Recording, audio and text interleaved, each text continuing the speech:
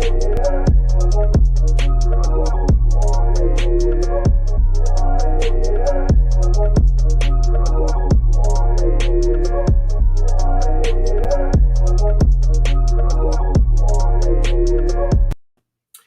what's going on, everybody? Dr. Philip Fletcher, welcome to Humanity Matters One-on-One. I am your host, and today we will be speaking with Lawrence Reed. And before we get started, I just want to encourage you to check out and connect with me on my various social media platforms. Please, if you're watching this on YouTube, subscribe, leave a comment. We greatly appreciate it.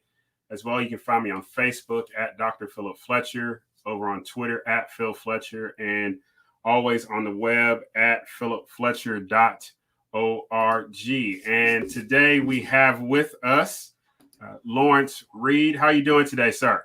Hey, terrific, Dr. Fletcher, and I really appreciate your having me. Thank you. Yes, thank you. Thank you for joining us. So, ladies and gentlemen, if you're not familiar with Lawrence Reed, Larry Reed is FEE's President Emeritus, Humphreys Family Senior Fellow, and Ron Manners Global Ambassador for Liberty. Mr. Reed served as president of FEE from 2008 to 2019, after serving previously as chairman of its board of trustees in the 1990s and both writing and speaking for FEE since the late 1970s. Prior to becoming FEE's president, he served for 21 years as president of the Mackinac Center for Public Policy in Midland, Michigan. He also taught economics full-time from 1977 to 1984 at Northwood University in Michigan and chaired its Department of Economics from 1982 to 1984. Mr. Reed holds a BA in economics from Grove City College and an MA degree in history from Slippery Rock State University, both in Pennsylvania. He holds 2 honorary doctorates, one from Central Michigan University in Public Administration and Northwood University, the former in public administration and the latter in law. He is a champion for liberty. Reed has authored nearly 2,000 newspaper columns and articles and dozens of articles in magazines and journals, to include the Wall Street Journal, Christian Science Monitor, the Epoch Times, USA Today, the Washington Examiner, Baltimore Sun, and many others. He is also the author and co-author of 8 books, to include his most recent, Was Jesus a Socialist? I'm going to have him back because I want to talk about that one too. That would be awesome. He is a native of Pennsylvania and a 30-year resident of Michigan, and now resides in Newnan, Georgia. Ladies and gentlemen, Mr. Lawrence Reed. How are you doing today, Larry? Hey, just terrific. May I call you Phil? Yes, you sure can. Yeah. Okay. I appreciate being on your program. Yeah. So what are you up to nowadays? You know, what does a chairman emeritus do living in Georgia? Well, 12 years ago, shortly after I became president of the Foundation for Economic Education, yes, sir, which at that time was headquartered in New York, we decided to move the foundation, and we settled eventually on Atlanta. Okay. And so then I began looking for a place to live, and I found a nice place in a little town I've come to love, Newnan, Georgia, just south of Atlanta. So that's why I'm here. Okay. And then 2 years ago, I retired as president and took on the president emeritus role, which still means I'm full-time effectively, but I get to do the things I most enjoy. Things like speaking, things like this program, things like in-person events around the country, and even more importantly, writing. I love to write. Yes, sir. For those who are not familiar with FEE, can you explain the mission of the organization, some of the things that it focuses on, its values? Yes. The Foundation for Economic Education, or FEE, was founded in 1946. Its purpose is to educate and inspire young people between the ages of 14 and 24, high school and college age, basically, in ideas of liberty and free markets and small government and private property and personal character. And we do that not only through a very robust website, fee.org, but also through lots of videos that we post there, daily commentary, and also in-person and online events all the time, all over the world. Our focus is primarily on the US, but probably about 20% of what we do involves or is seen by people from other countries on virtually every continent. Okay. Yeah. And for everybody, we'll make sure to have the links to the article we're going to be discussing today, as well as FEE available for you to access and learn about this great organization. I know for myself, I've learned a lot from FEE. And you are right. A lot of young influencers who are contributing and putting out some great content in terms of written and video form. And so I believe it's very helpful. I know I'm at least looking at something from that site at least once a day. So I appreciate the hard work. Oh, thank you, Philip. And I hope you'll. I know that our editorial team is always looking for good writers. So please think of that. And if you have any more thoughts or questions about it, just drop me an email and I can connect you with the right people, and also the page that explains some of the background to that. Yeah, that would be awesome. I appreciate that very much. So I have you on today because I stumbled across you on Twitter. Someone had posted an article titled "The Spectrum," and you were looking at this how it's commonly laid out, the communism all the way to capitalism, so on and so forth. And you made the contention in the article that the way that we commonly understand it is flawed, and you present a better way to understand that. And so that's why I want to have you on today, because I know for myself, at least in the last 12 to 16 years, we've heard more talk about socialism and capitalism and democratic socialism. And, what is it exactly? Is America a capitalist nation? Is it crony capitalism? You hear all these terms bantered about. And for myself, sometimes I wonder if we actually know what we are talking about. And so it's important to, obviously define our terms in order to have an appropriate and effective discussion. And so that's why I wanted to have you on. And so before we just dive deep into some specific questions, can you just give us your general thesis, what you're arguing for in this article? Okay. Yeah, my contention was and remains that the political spectrum that most students are exposed to in poli-sci classes, also in a lot of other social sciences too, history, economics. This is an educational tool or device, but I think it's the way it's normally presented is seriously flawed. It shows up in textbooks and in the lectures of so many teachers as if on the left you've got communism and socialism, and far away from it, over on the right, you have capitalism and fascism. And the suggestion there is that capitalism and fascism, though they are different, they are not too far apart. They're both isms of the right, so to speak. And, first of all, I have a lot of problems with these simplistic spectrums to begin with. I think so often they can be misleading, but still, if you're going to try one, try to make it make sense. And it just never made sense to me that what we know as fascism, practiced most notably in the last century by Adolf Hitler in Germany and Benito Mussolini in Italy, it made no sense to me that was somehow close to what I thought of as capitalism. It looked a lot more like just a different variant of socialism, way over on the left. And the more you look at that, the more you discover that, in fact, the spectrum as it's typically presented is grossly wrong, that fascism is not some variant or more radical form of capitalism. It is just another form of socialism. And fascists themselves said that. I mean, Hitler's party was the National Socialist German Workers' Party. Yes, sir. And in the article that you saw, I cite many things that both Hitler and Mussolini said that you could put in the mouth of Vladimir Lenin or Mao Zedong or Joseph Stalin, and they would not seem incongruous at all. These are isms of the left. Capitalism doesn't look like any of those things. That's good. So from your article, why should socialists and fascists be depicted as virtual opposites when they share so much in common, from their fundamental intellectual principles to their methods of implementation?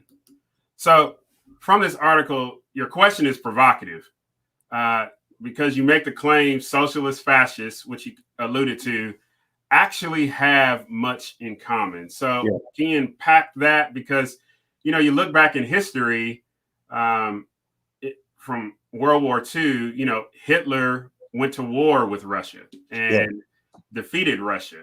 But your contention is actually they had more in common. So looking at socialism, looking at fascism, where do they have commonalities?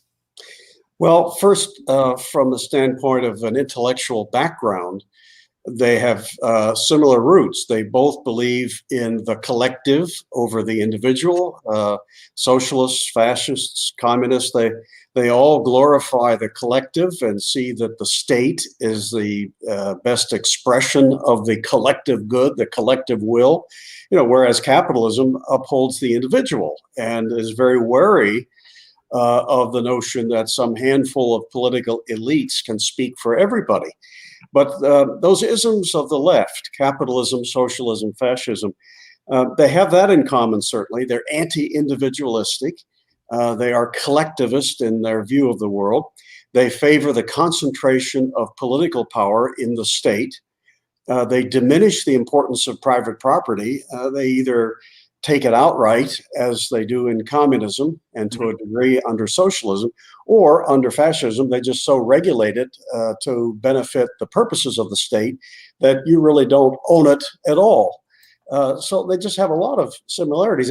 And they also tend to be very anti-civil liberties. Okay. I mean, all those countries that were socialist, communist, or fascist, they tend to stamp out political opposition, monopolize the press, put the state in charge of everything.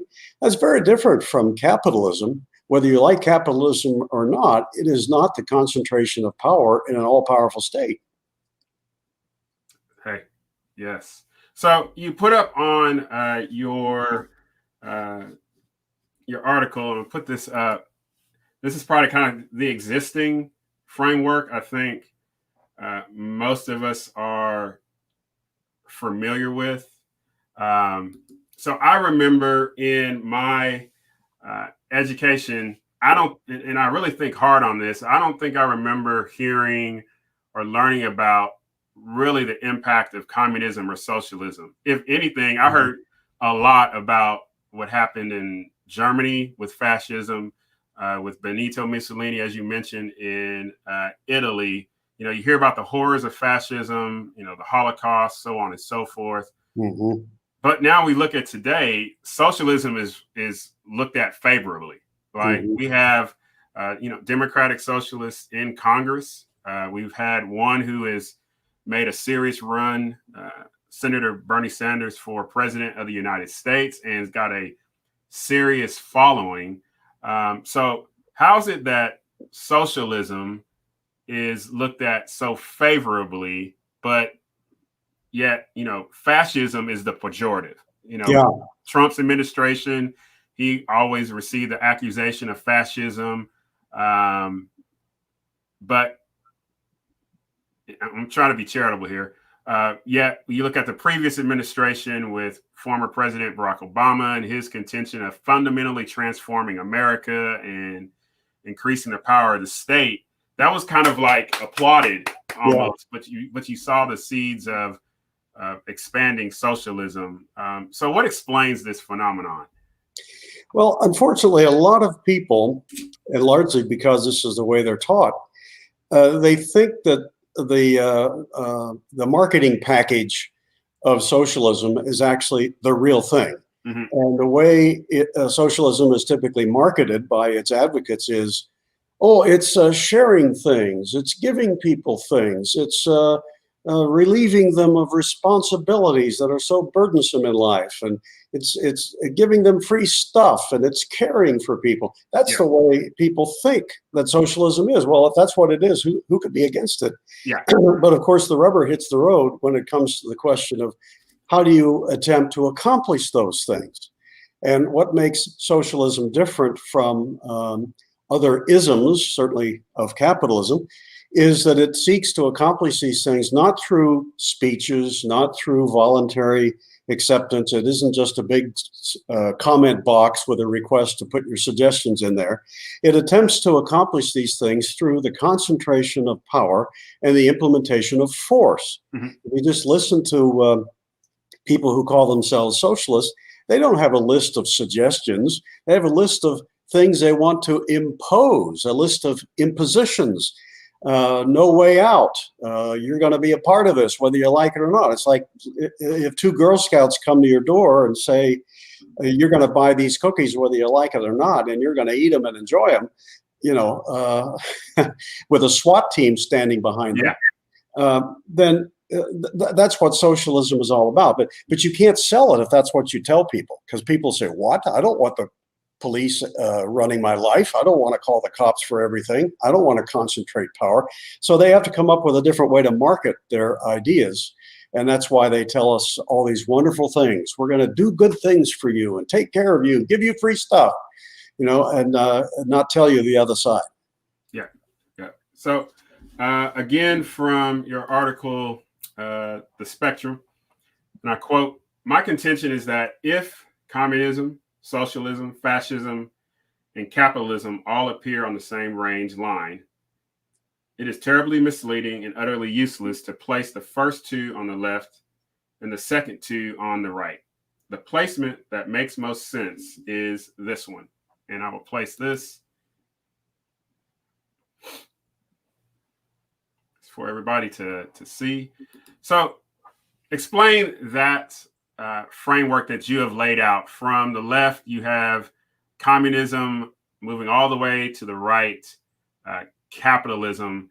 And an interesting thing that you add in there between fascism and capitalism is a mixed economy. So we've looked at the existing explanation with communism on the left and fascism on the right.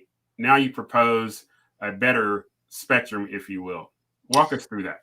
Yeah, communism, socialism, fascism, as you notice, are all on the left. And that's because they oppose the individual. They are collectivist in approach. They use the concentration of power. They glorify the state. Those are very important points they all hold in common to one degree or another.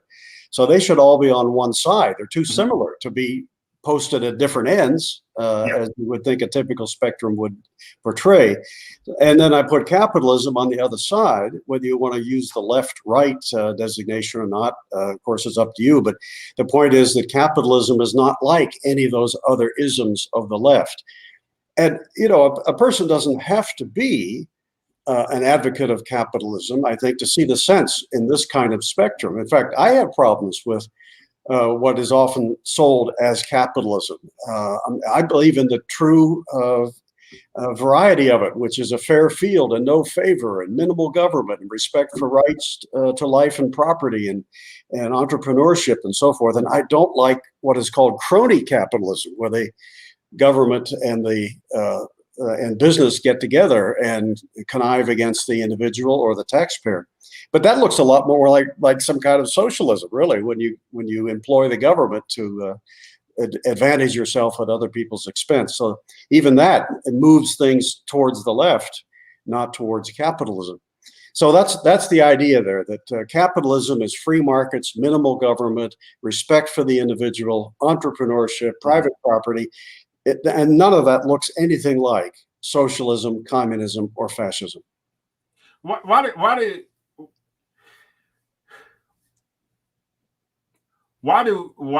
is there such a resistance to a true free market approach with as little to no state intervention as possible? Yeah. Well, that's a very good question. I don't think there's any one answer, but I wish I could say, Philip, that everybody who deals with these things is committed to the truth, come hell or high water. But the more you observe dialogue about political matters, the more you realize that for some people, maybe a lot of them, there are things more important than truth.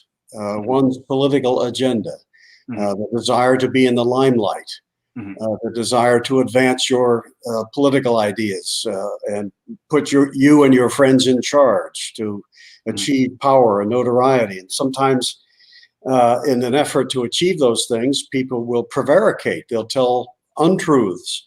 They'll say, I mean, capitalism doesn't make it easy for a power seeker to get in charge of other people's lives, because capitalism basically says you can't put a crown on your head and wrap yourself in a robe and say, I'm the queen, cough it up. You got to go produce and trade and create something. Well, for the people who don't want to do that, who feel like, gee, I'd rather just have power, well, they don't like capitalism. So to the less honest ones, they will cook up all kinds of mischaracterizations of capitalism in an effort to advance their political cause. And that's a shame. I think we should be committed to the truth and then defend it as you see it. But that's not the way so many people operate. Yeah. One of the things I learned probably within the last 5 years, I do, a lot of my work is with persons who are experiencing poverty, low-income families, homeless. And one of the things I discovered is in the push for the expansion of socialist type programs is using the suffering of others as a means to gain control. Yes. I've said before, it's compassion that is cloaked in tyranny or force. Yes. Essentially. And you're offered, hey, we need to do these things to help out, said child or said individual who's starving. But actually right behind it is, and you said it, is there's not the explanation of there's a SWAT team right behind. It's almost like Mother Teresa coming to the door with the SWAT team, with an AK-47 under her arm. Yeah. And it removes the opportunity for persuasion to persuade people. It removes the opportunity for genuine participation to address a problem. And I also think it removes the opportunity for creativity. Yes. One of the things I learned, especially with the individuals and families that I work with, there's no one size fits all approach. And then some of the communities we work in are diverse, and what we do in one neighborhood or community is going to look radically different than what we do in another. Yeah. And I think, you tend toward the left of fascism, socialism, communism, that collectivist idea. You completely decimate the idea of the individual, and also the number of variables that contribute to why that individual is the way he or she is and the outcomes that they experience. And it's disheartening. I know there's some people that mean well, right? And there's other people who I think they actually know what they are doing. And you can't discount that as well. And they're going to use a person's situation to take advantage and gain power, like you said. I think you've hit the nail on the head. I've often thought, what if your mission was to take a human being or multiple human beings and ruin their lives? That was your mission. How are you going to do that in a way that they won't really realize that you've done it to them? And if that were my mission, I think I would do the following. I would think to myself, well, I've got to find a way to take away any sense they may have of self-reliance. I want to make them dependent upon somebody else. I want them to not to look to their own energies and talents and resources and ambitions. I want them to look to maybe the state as their salvation. I want them to not think about things that are true. I just want them to think about things that may be a temporary convenience. That's how I would corrupt them, and you would ruin them for life, unless they came to their senses and realized that, gee, I'm not a sovereign human being anymore. This other guy's living his life through me. I'm not living my own. Mm-hmm. If you really want to help people, what you want to do is actually help them. I mean, if they're temporarily in need, they're in distress or whatever, well, it's not a sign of where your heart is if you just say, okay, I'll call the politicians, let them do it. I want to know, what are you doing to help the person you've identified in need? Help them get off their feet, if at all possible. That's the way, in the long run, you really make for a happy, self-fulfilling life for a person. If they feel like they are in charge, they can make a difference. And they're improving their lives, not just by accepting somebody else's largesse, but by their own efforts. That gives them pride and dignity and self-respect. Yeah, that's good. And it's important. And what you said is a good segue to my final question. That pursuit of meaning, the further we, looking at your spectrum, the further we move to the right, both parties, individuals, have the opportunity to pursue meaning. And through that, they're carrying out some form of purpose in their life, whether that's, creating a good and then offering that good in the marketplace to meet a need, them working with their hands and, coming up what's going to be the appropriate, price, because I've had to determine like which materials to get. And then, when they go out to actually have to interact with somebody and again, persuade that individual, like, hey, my product is the better product than the other guy that's right here, and this is why. And there's no threat standing behind us. Yes. And so I'm discovering, I'm pursuing meaning.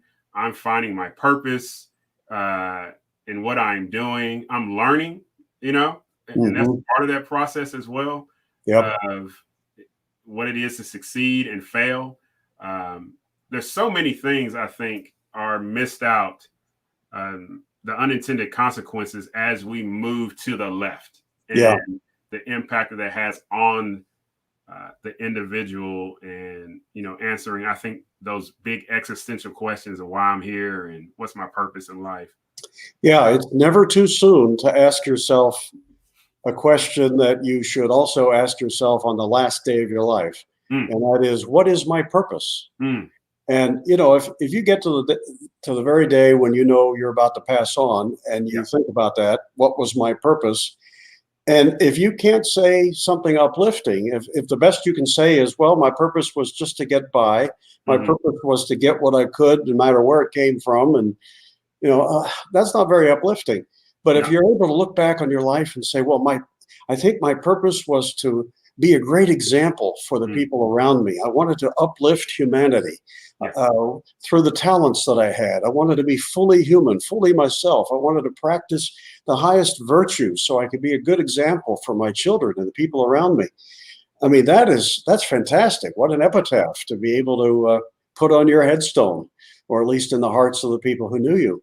And so don't wait until the day you pass on to think of that. Work on it now. That's what I tell people. That's good. So you said this, and this just, I need to put this on a t-shirt. Instead of deploying, this is from the Spectrum, and I quote, instead of deploying flawed and simplistic spectrum charts, let us judge political and economic systems by who they empower, the state or the individual. So this quote spoke volumes to me. It speaks volumes because, Lawrence, because I wonder if we really grasp what is available to individuals in this chart, and developing disciplines to, again, achieve our purpose in life, while not doing harm to people or taking people's stuff, obviously. So what does it look like when the individual is more empowered than the state? What does it look like for the state to have less power and for individuals to have more power? Well, what you've just described is what I would call liberty or freedom, a situation where the state is minimal. It's confined to certain important functions to namely protect the individual's rights, to be safe, to be free of intrusion, to be free of violence and fraud and force and deception and so forth. But otherwise, it's small enough that it leaves people alone to be the primary governors of their own lives. As long as you do no harm to another person, their rights, their lives, their property, their contracts, well, then you should be left alone. And really, that's what it means to be fully human, to be fully you. Just think for a moment about how we have been created. Are we a fleet of robots? Are we all the same? If so, then I would say, yeah, it makes sense just to have some master programmer wind us all up and tell us what to do. But that's not the way we were created. No two people who have ever lived on this planet have been precisely the same. Every individual is incredibly unique and precious. And in order to be fully you, to be who you were intended to be, you have to have a very broad sway over your life and the choices that govern it. The less of that you have, the more somebody else is telling you what to do. Well, then, first of all, we should be asking, why does he get to do that? And why can't I do it to him? What makes him so special? I mean, isn't he a human too? Why can't I tell him what to do? Yeah. It's just a handful of people arrogating to themselves powers that are really not rightfully theirs. But when you are subject, I should say, to the dictates of other people in every turn of your life, you're not living your life anymore. They're living their lives through you. You're effectively a slave, and that's not the way or the purpose in which we've been created. Those are good words. So, Larry, in conclusion, what's one or two things that you really want people to know? Well, we touched on this, but it's bigger and more important maybe than we've had time to discuss, and that is personal character. It's not enough to say every person should be free to do his thing, so long as he does no harm to others. I always like to add, freedom means character. It means responsibility. It means stepping up to the plate and being an honest person. It means being humble in the sense that you recognize that as much as you might know, there's still a universe of knowledge out there that you don't know. And so stop trying to regulate and run other people's lives. It should be a full-time job just to run your own. And also, other elements of character that are so important: courage to speak truth to power, to stand for the things you know to be right, come hell or high water. Those are important characteristics. Responsibility is another one. Can you imagine freedom in a society of largely irresponsible people? I can't imagine. I mean, an irresponsible people would be people running around saying, "Don't blame me for my don't blame me for my mistakes. I want to blame you." Yeah. Or, "You owe me a living. Give me something. It's your fault." And it would be such chaos that freedom would be one of its greatest casualties. That's good. That's good. Anything you're working on? I'm producing a stream of articles. There's not a day that goes by, Philip, when some idea doesn't pop into my head, maybe because of reading something that I think, oh my gosh, I want to research that and write about it. Yeah. So I put everything I write on my own website, lawrencewreed.com.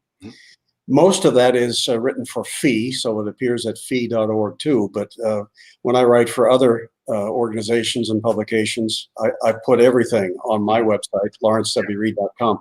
So lots of times it's history related, sometimes economics, quite often the two of them combined. History is my first love, with economics a close second. Okay. All right. You got any hobbies? Yeah, I am an avid fisherman. Okay. Both spin casting and fly fishing. Love to go to bluegrass concerts. Okay. I like gardening. Love dogs. I've often thought if I weren't doing what I'm doing, promoting liberty, I would be doing something with animals, probably dogs. So yeah, I'm interested in almost everything, from nature to music to history, you name it. Okay, good. Lawrence Reed, thank you for joining us on Humanity Matters One-on-One. My pleasure. Thank you very much, Philip. Ladies and gentlemen, that was Humanity Matters One-on-One with Lawrence Reed. And all of his information will be available in the description section of this interview. As always, take an opportunity to join me on any of the social media platforms. That includes YouTube. Please subscribe. Over on Facebook at Dr. Philip Fletcher, on Twitter at Phil Fletcher, and on the website philipfletcher.org. And as always, remember to be loved, to be kind, and to be generous. And if we remember to live in hope, we can do the impossible. Y'all take care. See you soon. When I say your name, it says you exist and that you matter. I can't transform what I don't think exists. I won't transform the person I don't think that matters.